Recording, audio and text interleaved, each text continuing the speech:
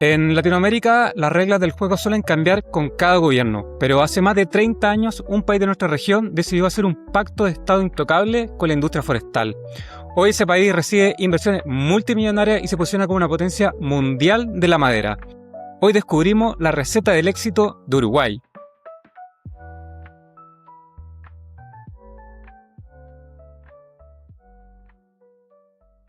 Hola madereros, bienvenido a Madera que Construye. Cuando hablamos de grandes polos forestales en el continente, todos miran hacia Uruguay. Para entender cómo lograron ese nivel de desarrollo, alguien tiene que preparar el terreno institucional. Por eso hoy nos acompaña Lucía Basso, la presidenta de la Sociedad de Productores Forestales de Uruguay. Ella es la voz del sector privado, la encargada de sentarse a conversar con el Estado, atraer inversión y defender el futuro del bosque uruguayo. Lucía, bienvenida al podcast. En Chile miramos con mucha admiración la ley forestal uruguaya del 87. Esa ley plantó la semilla, pero lo difícil es mantenerla. Cuéntanos, ¿cuál es el secreto de Uruguay para haber logrado que la industria forestal sea una política de Estado que da certeza a los inversionistas sin importar el color político del gobierno de turno? Antes de seguir con nuestra conversación, quiero hacer una pequeña pausa para contarte algo que te va a interesar si trabajas con madera. Sabemos que ser constructor, ferretero, mueblista en Chile no es fácil. El precio de la madera sube, baja y cambia todas las semanas. Y muchas veces cuesta mucho encontrar proveedores confiables que te den buenos plazos y productos de calidad. Por eso en Ferramenta te queremos ofrecer madera al por mayor, asesoría directa, despacho rápido y una línea de crédito. Y además, una caja de muestra gratis para que puedas ver, tocar antes de comprar. Si vendes, construyes o fabricas en madera, esto es para ti. Haz crecer tu negocio con nosotros. Pide tu caja de muestra a costo cero y escríbenos en WhatsApp o www.ferramenta.cl. Y no te quito más tiempo. Sigamos con nuestra conversación aquí en Madera que Construye, donde la madera no solo transforma, también inspira. Buen día, Camilo. Bueno, muchísimas gracias por la invitación. La verdad que es un gusto enorme compartir esta experiencia con colegas chilenos, a quienes nosotros también admiramos profundamente por su trayectoria forestal. No nos olvidemos que la ley forestal a la que tú haces referencia, la 15.939, aprobada en el 87, se basó como ejemplo en el sector forestal chileno y en el decreto ley 701, creo que es, o 711, a veces me equivoco con el número, por lo cual realmente me es realmente muy grato poder compartir ahora nuestra experiencia con ustedes. La respuesta a tu pregunta es bien clara, es una visión a largo plazo y sobre todo que los resultados hablan solos. Como tú decís, la ley fue aprobada en 1987. Fue un punto de partida realmente muy importante, pero lo que hizo la diferencia fue eso, ¿no? Que cada gobierno, digamos, de alguna manera, encontró razones para defenderla y de esta manera, sin importar, como tú bien dices, el color político del gobierno de turno, la ley forestal se ha convertido en política de Estado. Hoy ya llevamos 9 gobiernos, el 9º gobierno consecutivo de diferentes partidos que han sostenido la ley forestal. Y no es casualidad, basta ver los resultados, ¿verdad? El sector, mira, tenemos hay 1.160.000 hectáreas forestadas, aporta el 6% del PIB, genera unos 46.000 empleos directos, indirectos e inducidos, y muchos de ellos en zonas del interior que realmente antes no había oportunidades. El nivel de salarios que se pagan, que eso hace, digamos, la diferencia, supera el 50% en promedio al sector privado. Esto de esta ley, cuando hablamos de que sostuvimos la ley, ¿verdad?, por 9 gobiernos, no quiere decir que no haya habido modificaciones. Las hubo, y sí las hubo. Casi 40 modificaciones, cambios durante estos 40 años a través de decretos, resoluciones, porque obviamente en la medida que el sector va creciendo, hay que ir realizando los cambios necesarios para acompañar ese crecimiento. Otro punto a destacar de la ley es desde el origen que definió, o sea, fue una ley donde hubo una gran planificación, ¿verdad? En la ley se definió cómo plantar, qué plantar, en qué tipo de suelos. Y eso fue muy importante porque fue la única producción que desde el inicio fue planificada. Uruguay tiene una clasificación de suelos desde el punto de vista agrícola ganadera, y lo que tomó la ley forestal fueron los suelos de menor productividad para otras actividades como agricultura y ganadería. De esa manera se evitaron, o no te digo que se evitaron 100% porque los conflictos siempre los hay y tú lo tenés bien claro, los conflictos con sectores productivos.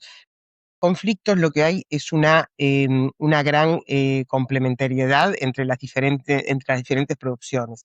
No competimos ni con la ganadería ni con la agricultura, de lo contrario, sino que nos integramos y que, por ejemplo, los bosques sin duda son servicios para nuestra tradicional ganadería. Otro punto que es muy importante es que el sector privado también confió e invirtió en esos productos. Sin, también confió e invirtió, que sin esos productores en su momento hubiera sido muy difícil poder desarrollar el sector, ¿verdad? A partir de esos productores más medianos y pequeños que empezaron a confiar en el sector y que la ley forestal cumplía con lo que prometía, empezaron a llegar los grandes inversores. Si no hubieran llegado esas grandes inversiones, no hubiera sido posible que hoy Uruguay, ¿verdad?, sea el modelo forestal de desarrollo que tiene al día de hoy. Entonces, por ahí va un poco digamos, la estrategia que hubo y cómo fue su desarrollo a través de estos 40 años. Sí, es bastante asombroso el desarrollo que se ha logrado en Uruguay. La verdad que es asombroso. Mira, yo me recibo cuando se aprueba la ley forestal. Se aprueba en el 87 y se promulga en el 89. Y yo me recibí ahí en el 89-90. Y tuve la gran oportunidad de entrar a la Dirección General Forestal, que fue digamos, el brazo ejecutor de la ley forestal. Por lo tanto, puedo decir que, o sea, he visto el crecimiento del sector desde el día cero, no desde el uno, desde el cero, ¿sí? Y fue impresionante. Y me acuerdo cuando íbamos por las rutas a hacer las inspecciones para los pagos de los subsidios, que decíamos, pa, mirá cuando estemos cosechando, qué impresionante. Y bueno, ya vamos por el cuarto turno, ¿no? En los casos de plantaciones para pulpa y por el tercero para las otras. Pero es realmente asombroso.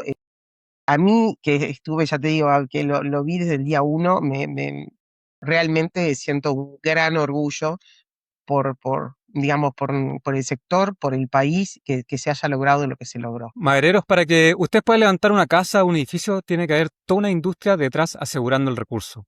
Entender cómo se mueve la macroeconomía y las leyes es vital para proyectar nuestros propios negocios. Si quieres entender cómo operan los líderes de la región, suscríbete al canal ahora mismo. Haz clic abajo. Ya hablemos de cómo funciona en la práctica esta relación entre los empresarios y el Estado. Muchas veces en otros países los gremios empresariales y el gobierno parecen enemigos, pero desde la SPF, ¿cómo logran sentarse a trabajar con los ministerios para que las normativas impulsen a la industria en lugar de llenarlas de trabas burocráticas? Sí. Bueno, es una pregunta, es una muy buena pregunta. Es difícil, no es sencillo. Eso es lo primero que quiero aclarar. La verdad que nosotros desde la Sociedad de Productores Forestales tenemos muy claro que la política de Estado no se cuida sola. O sea, no es que permaneció estos 9 gobiernos de forma casual y porque funcionó sola, no, para nada. Se cuida con diálogo permanente. Eso lo tenemos muy claro. Con información técnica, brindando información técnica sólida, con transparencia, con presencia en cada espacio donde se toman decisiones. Nosotros lo que intentamos hacer es, digamos, llegar a la gente, mostrar los datos, mostrar la realidad. Por ejemplo, el año pasado, todos los años, hacemos un desayuno forestal.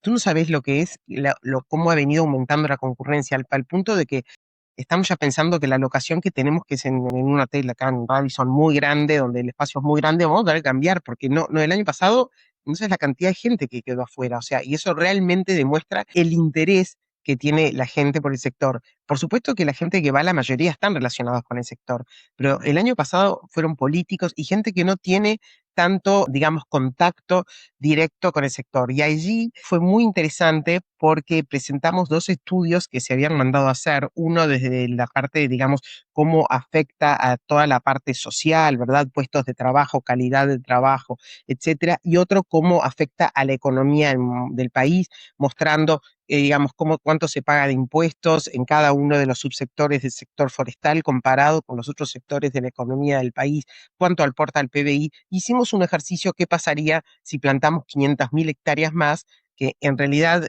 es muy poco, porque fíjate que pasaríamos a ocupar, ahora estamos ocupando un 6% del territorio, pasaríamos a ocupar un 8%, que es mínimo, y siempre pensando en los peores suelos. Entonces, ahí me fui un poquitito capaz que de tema, pero es un poco lo que quería contar es eso. Y lo que es muy importante es brindar la información, y en ese desayuno, haber brindado toda esa información generó muchísimo interés.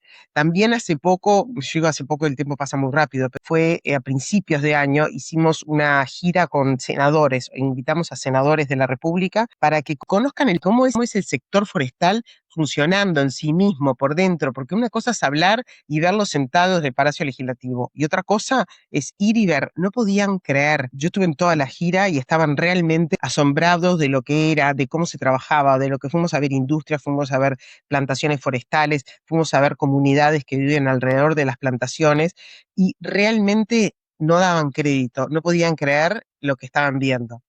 Ahora mismo estamos organizando otra gira, pero con diputados, porque realmente que puedan ver desde un poco, desde adentro, es toda la diferencia. Nosotros les podemos brindar la información, estamos siempre en diálogo permanente, pero que vean es totalmente diferente, porque realmente consideramos que es fundamental que los que tienen que legislar y gobernar conozcan la realidad, no solamente desde los informes, como te decía, sino que la puedan vivenciar de alguna manera.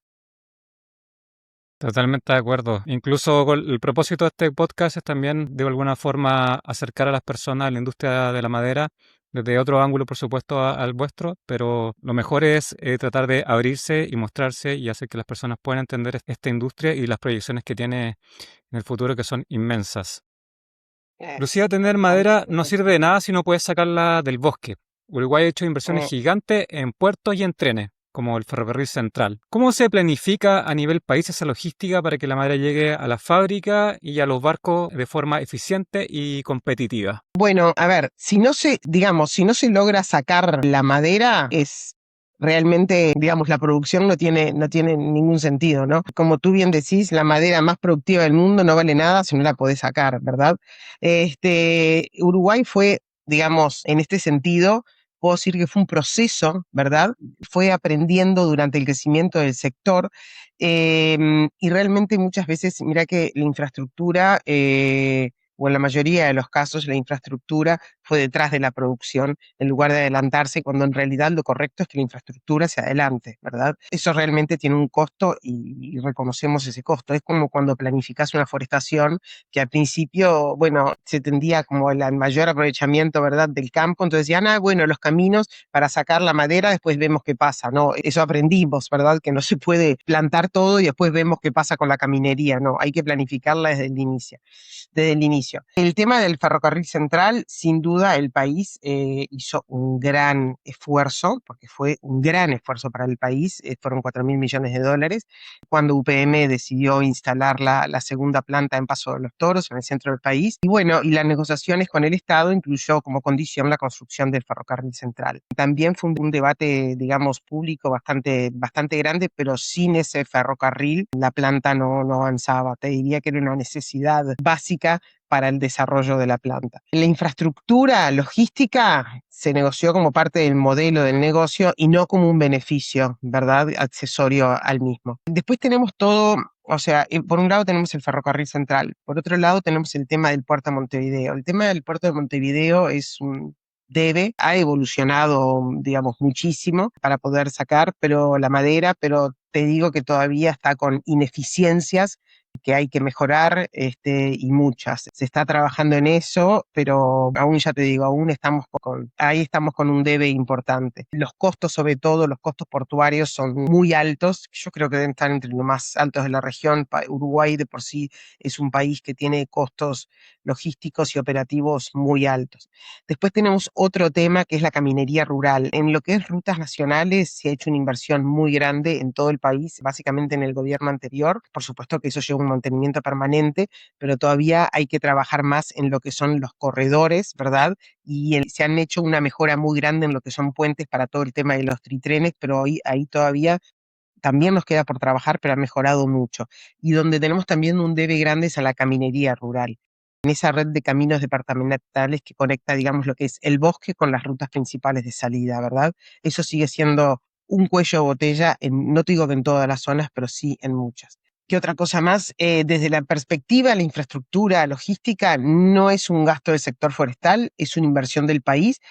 Si bien hay muchas empresas forestales, sobre todo las grandes, que aportan mucho, sobre todo UPM y Montes de Plata, que aportan muchísimo en todo lo que es como te decía, caminería departamental. Porque los caminos que usa la madera, además hay otro tema, ¿no? Que no nos olvidemos que esos caminos que usa la madera no solamente los usa la madera, ¿verdad? Son caminos que usan el resto de los sectores, ya sea para transportar ganado, cultivos agrícolas, semillas, en la comunidad rural. Entonces, pero en los sectores, digamos, en las zonas muy forestadas, hay una asociación con que los caminos se rompen por culpa del sector forestal. Pero bueno, ya te digo, estamos trabajando en eso, y el tema infraestructura en lo que es, como te decía, caminería rural y logística del puerto, aún tenemos un debe interesante. Tenemos que mejorar y mucho. Inclusive hoy en día la sociedad es muy crítica con la industria extractiva, como estabas comentando. ¿Cómo ha trabajado la SPF para comunicar a la ciudadanía uruguaya que la industria forestal no es un enemigo del medio ambiente, sino un pilar de sostenibilidad y desarrollo? Bueno, es una pregunta interesante. Eso es una cosa que no se termina, o sea, que hemos trabajado, que trabajamos y que seguiremos trabajando. Digamos, eso es algo que no se termina nunca. Tú sabes que a nivel mundial te diría que hay como un preconcepto, ¿verdad? Con lo que son las plantaciones, sobre todo con las plantaciones de pinos y eucaliptus. Yo creo que en Chile ustedes también de alguna manera lo viven. Entonces, la verdad es que creo que durante muchísimos años el sector forestal uruguayo cometió un error que muchos sectores productivos les pasa, ¿no?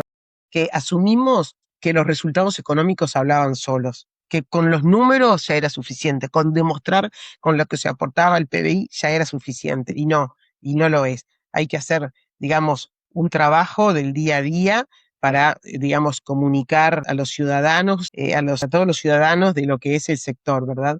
La ciudadanía toma, digamos, decisiones por medio de sus percepciones, de lo que escucha por ahí, de imágenes, con lo que escucha en el barrio, con lo que ve en redes sociales. Y si en ese espacio el único que habla es el que está en contra, el que está a favor pierde totalmente digamos, por incomparecencia, por llamarle de alguna manera, ¿no? Entonces eso es algo que el sector forestal está empezando que digamos que lo entendemos claramente y que trabajamos en forma sistemática. Nos falta mucho, pero se ha hecho, digamos, estamos recorriendo un camino que realmente en poco tiempo, que en otros países se lleva décadas recorriendo. Entonces, en relación a los medios, por ejemplo, durante muchos años lo que fuimos es reactivos, o sea, salía algo en contra y nosotros reaccionábamos, ¿verdad?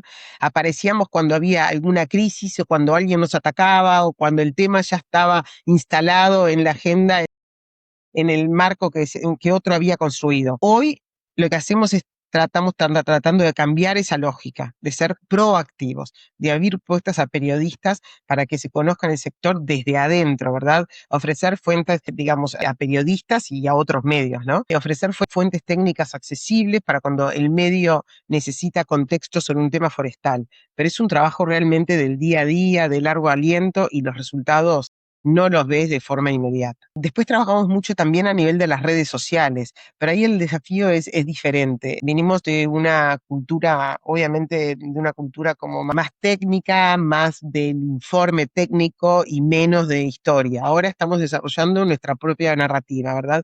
Para mostrar desde lo humano lo que hacemos de una manera que llegue a alguien que no sabe nada del sector forestal y que lo enganche, que lo mueva, que lo lleve a interesarse en el sector, ¿verdad? Y poder ver lo que realmente es. Mira, hace cuestión de, te diría, 3 años aproximadamente, o 4, empezamos con una campaña, no sé si por el tiempo pasa tan rápido, por ahí, con una campaña que realmente sirve para activar hasta los propios forestales, para mostrar el orgullo que sentimos por el sector. Y el eslogan de esa campaña es: soy forestal, soy agro, soy Uruguay.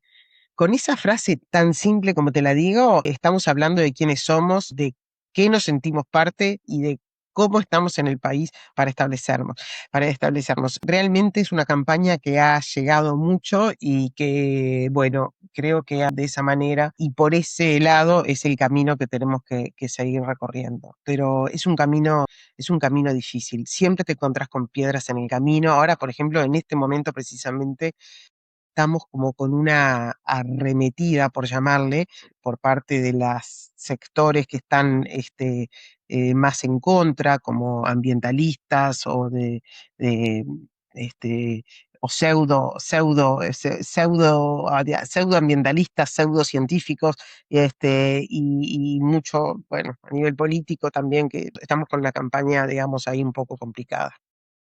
Pero bueno, Sí, sin eso aflojar. es importante, importante. Lucía, en Madereros hemos hablado de certeza y estabilidad a nivel país. Y esa misma certeza es la que tú necesitas en tu obra a nivel logístico. No puedes depender de un proveedor que te cambie los precios todas las semanas o te entregue madera húmeda. Ferramenta.cl somos tu aliado estratégico. Te garantizamos estabilidad en el abastecimiento mayorista con un amplio catálogo de productos de madera para la construcción que siempre cumple con la norma. Y usa el 5% de descuento en tu primera compra. Planifica tu inventario u obra con nosotros. Lucía, a liderar un gremio nacional te toca enfrentar muchos prejuicios. Vamos con nuestro test rápido. Yo te digo una frase típica que suelen decir los críticos de la industria forestal y tú me dices si es mito o realidad, desmintiéndola en pocos segundos. Entonces vamos con la primera. La plantación forestal arruina el suelo y saca las napas del agua subterránea de las comunidades. ¿Mito o realidad?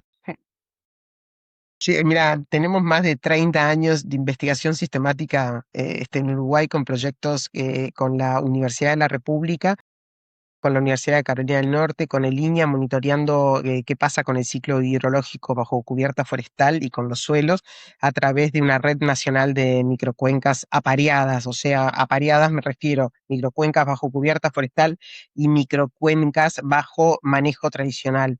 Y las conclusiones, o sea, 20 años tenemos de resultados locales, no extrapolados, y las conclusiones son bien consistentes. Las plantaciones forestales en Uruguay no acceden a los acuíferos ni a las napas freáticas. Las raíces se concentran mayormente en el primer metro, metro y medio de suelo, y digamos, por los propios impedimentos físicos del suelo no pueden llegar digamos, en profundidad. Los pozos que toman agua de los acuíferos que las plantaciones simplemente no tocan. Y Uruguay tiene un balance hídrico, además, hay que considerar eso, un balance hídrico anual positivo. Llueve mucho más de lo que evapotranspira. Y en 39 años de ley forestal no se ha detectado un solo problema de falta de agua atribuible a la forestación. Interesante, eso es un súper buen argumento para las mismas personas que hablas tú, los pseudoambientalistas o pseudocientíficos.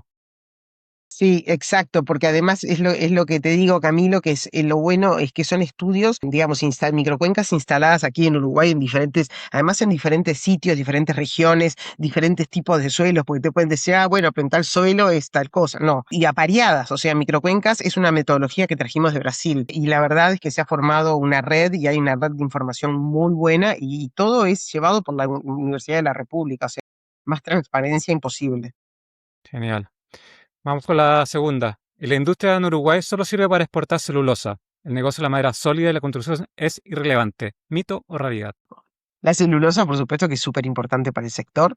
75% más o menos de las exportaciones forestales es de celulosa y lo va a seguir siendo.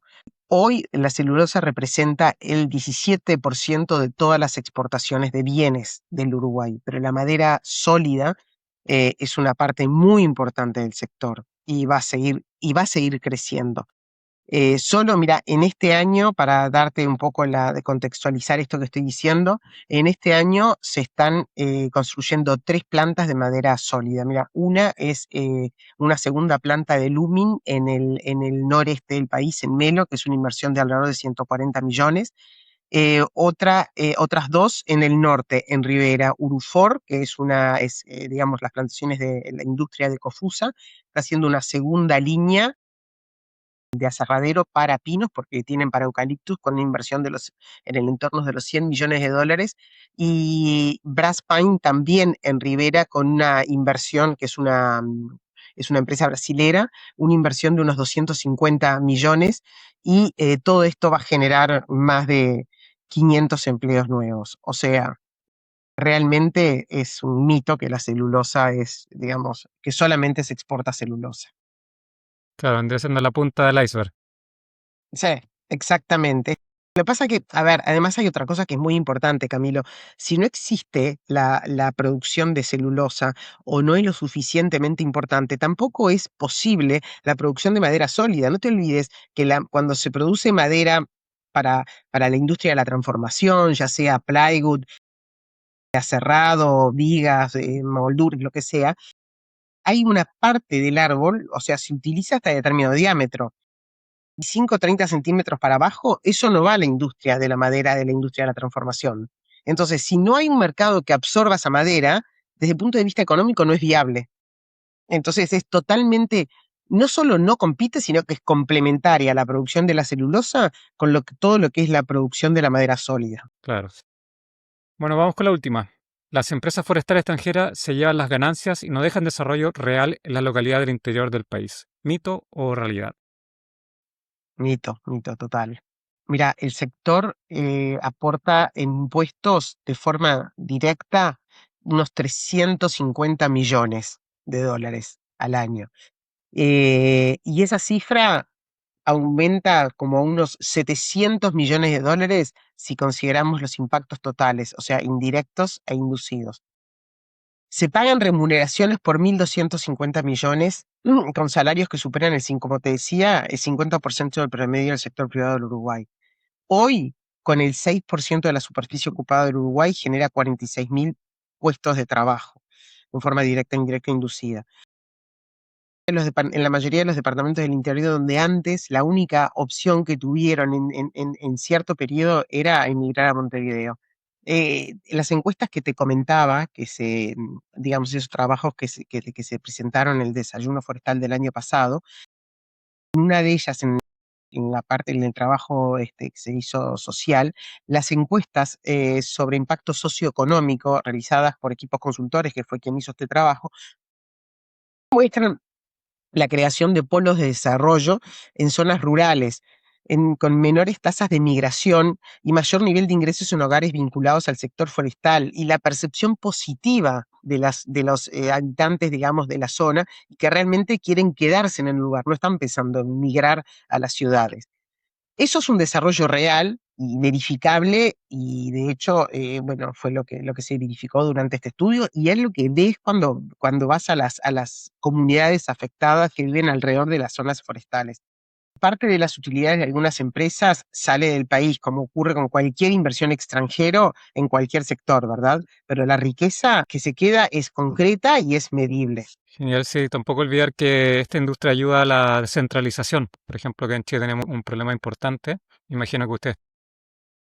Por eso es un poco lo que te comentaba, que lo bueno es que esta industria, o sea, la percepción durante esa encuesta es que la gente, digamos, está arraigada, se quiere quedar, que se sienten conformes con sus trabajos, y que las generaciones futuras, o sea, sus hijos, no están pensando en irse. Entonces, y en lugares muy recónditos del país, porque mira que se planta en suelos que son muy pobres, donde realmente las poblaciones eran muy escasas, ¿no? Lucía, ya establecimos que ordenaron la casa por dentro. Ahora miremos cómo Uruguay se presenta hacia afuera. Ustedes compiten globalmente con gigantes como Canadá, los países nórdicos y el propio Chile. ¿Cuál es el sello o el caballito de batalla con que la SPF sale al mundo a decir inviertan y compren madera en Uruguay? Bueno, yo creo que hay un sello de Uruguay que es del país, que es la seguridad jurídica y la previsibilidad y las reglas claras. Yo creo que eso es un sello de Uruguay, no es del sector forestal. Es bien importante aclararlo. Y cuando un inversor forestal, en este caso, elige un destino, lo que está tomando es una decisión en el largo plazo, ¿verdad? Entonces, es muy importante que sepa que las reglas son claras, que van a ser las mismas, que no van a cambiar todos los días. Y eso es una cosa por la cual desde la sociedad de productores forestales peleamos en forma permanente, porque por supuesto que siempre están llegando, o sea, todo el tiempo estamos recibiendo propuestas de proyectos de ley para cambiar esto, cambiar lo otro, prohibir acá, prohibir allá. Entonces, ahí es que la sociedad de productores hace, como te decía, te comentaba anteriormente, tiene un diálogo permanente con el gobierno para mantener esas reglas estables. Se hacen los cambios que son necesarios para que el sector siga funcionando y creciendo con las reglas adecuadas a ese crecimiento, pero que las reglas se mantengan estables. Y esto lo podemos, digamos, esto lo podemos demostrar a través de algo que ya decíamos, ¿no? De 9 gobiernos consecutivos, de diferentes partidos, de diferentes colores, casi 4 décadas de política forestal ininterrumpida, con seguridad jurídica sólida y estabilidad institucional, que en nuestra región, ¿verdad? Sí lo es en países nórdicos de repente, pero en nuestra región lamentablemente eso no es un dato menor. También están las condiciones naturales de nuestro país. Uruguay tiene un clima, ¿verdad? Digamos, benevolente, tiene un clima templado, con lluvias bien distribuidas durante todo el año, con un promedio de unos 1.300 milímetros anuales, con suelos con buena aptitud forestal. También quiero decir que no nos olvidemos que tenemos países, Uruguay está rodeado de 3 países que tienen condiciones climáticas excelentes, te diría que hasta mejor que Uruguay, ¿no? Argentina, en todo lo que es la zona de Corrientes, tiene unas condiciones climáticas impresionantes para el crecimiento de los árboles. Lo mismo Brasil, crecen, te diría que el doble, y en Paraguay lo mismo, ¿no? Lo que pasa que, bueno, por ejemplo, en el caso de Argentina y Paraguay, lo que le está faltando es un poco esa seguridad jurídica de la que estoy hablando. Si nos comparamos con los países, te diría que en Uruguay crece bastante parecido como crecen en Chile. Por supuesto que las especies, si bien el género es el mismo, las especies que plantamos son un poco diferentes. Lo que en Uruguay, en lo que nos comparamos con los países nórdicos, lo que en Finlandia o en Suecia tarda en crecer 40, 50 años, en Uruguay lo logramos en 10 o 12 años. Como te decía, si nos comparamos con los países de la región, en Argentina, en Paraguay o en Brasil, lo que en Uruguay crece en 10, en esos países crecen en 6 o 7. Entonces, yo creo lo que más hace es el tema de esa seguridad jurídica, mucho más que las condiciones. Están las condiciones, no son las mejores que climáticas, pero sí, pero están. Y el inversor a largo plazo lo que busca es esa seguridad y que su inversión se vea respaldada, ¿verdad? Que no se vea amenazada por cambios permanentes.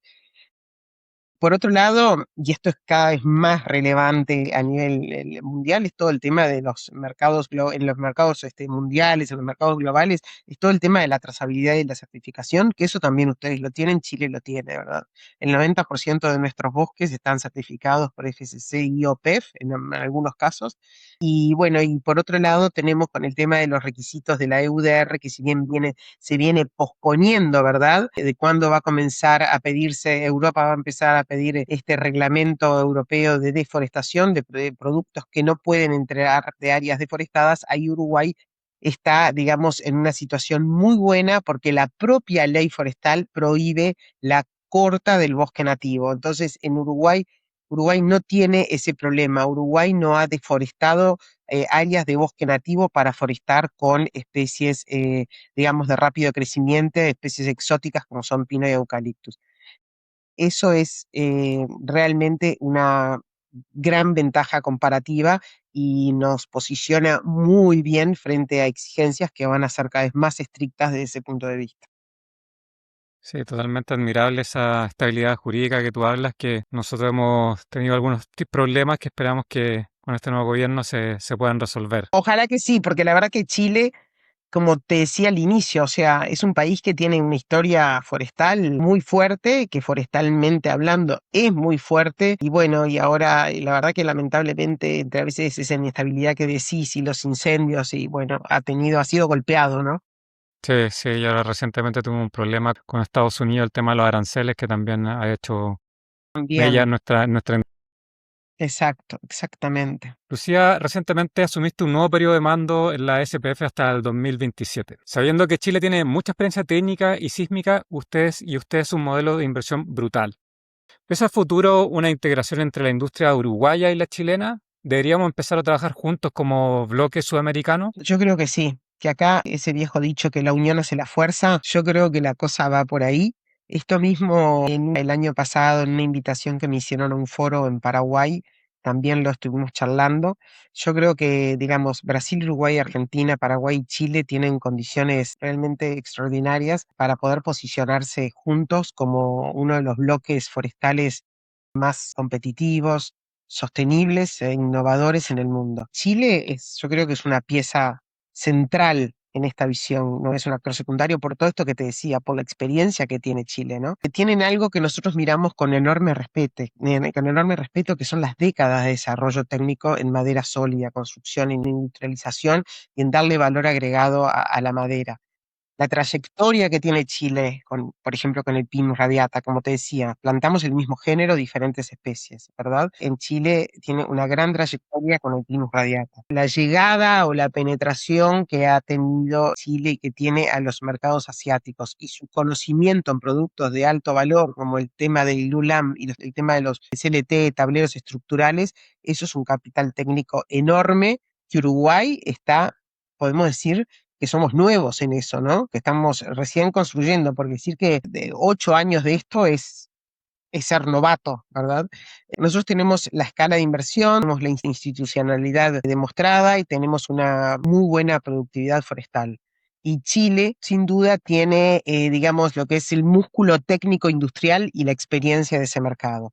Yo creo que esa combinación puede ser fantástica, súper complementaria. Se pueden armar agendas de trabajo concretas donde la integración, digamos, tenga un sentido inmediato, que la infraestructura logística compartida, los corredores, ¿verdad?, que optimicen la salida de productos de toda la región.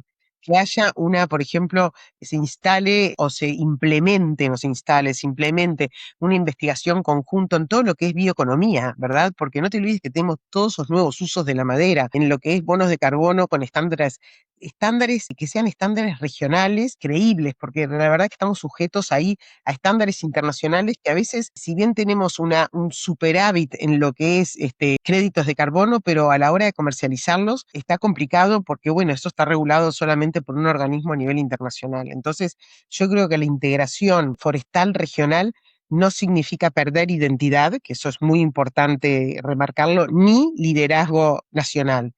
Chile seguirá siendo Chile, Uruguay seguirá siendo Uruguay con nuestras fortalezas propias. Lo que significa, si hacemos una unión, es ganar escala, ganar eficiencia, ganar influencia en una conversación global donde hoy llegamos por separado con voces más débiles de lo que realmente merecemos. Ojalá, pues, sería una muy linda oportunidad. Y ¿sabes lo importante, Camilo? Te comento una cosita más, que otros países de la región también están mirando lo mismo. O sea, ¿cómo se puede hacer una integración regional? Ya hay un pensamiento, ya hay algo que se está gestando por ahí. Exacto. Fantástico.